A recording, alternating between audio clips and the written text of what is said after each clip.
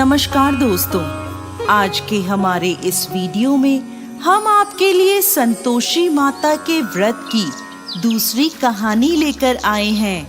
एक समय की बात है, किसी नगर में एक राजा और रानी थे।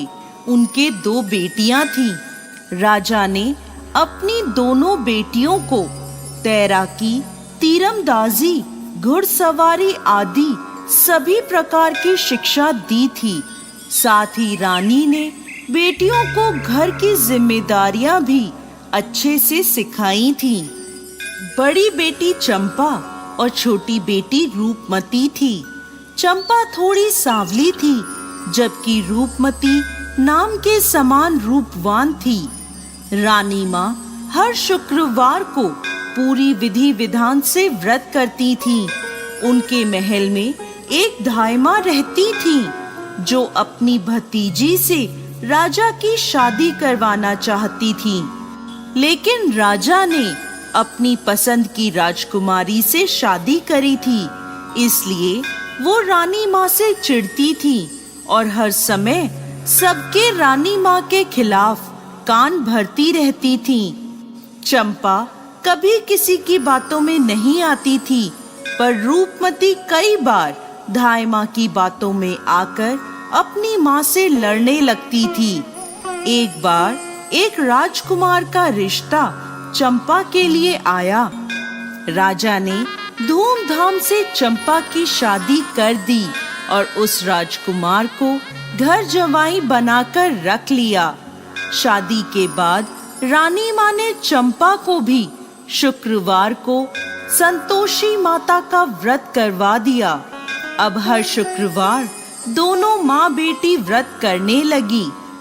संतोषी माता की कृपा से चंपा गर्भवती हो गई। राजमहल में चारों तरफ खुशियां ही खुशियां छा गईं। एक दिन रानी माँ और चंपा का शुक्रवार का व्रत था।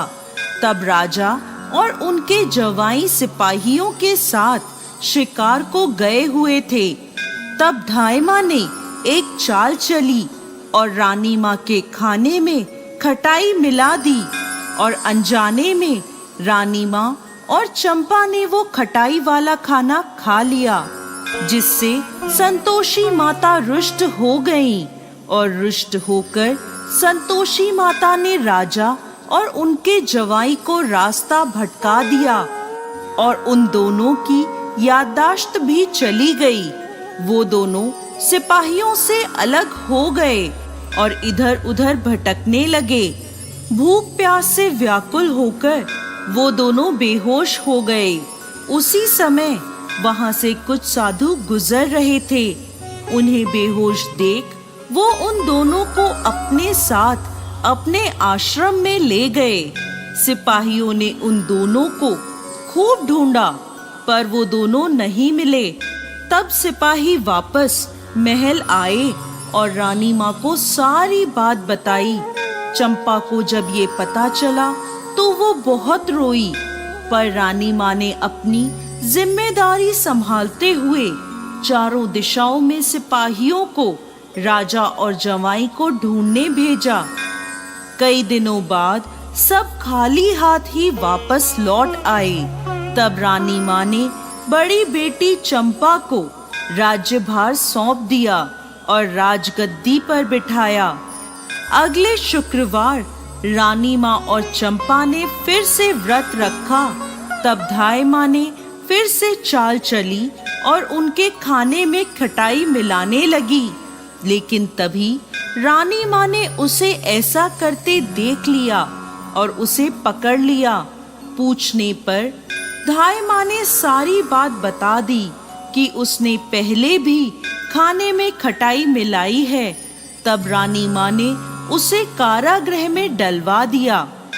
अब रानी माँ और चंपा ने संतोषी माता से प्रार्थना करी, हे माँ संतोषी, आप हम सबकी माता हैं और हम आपके बच्चे हैं।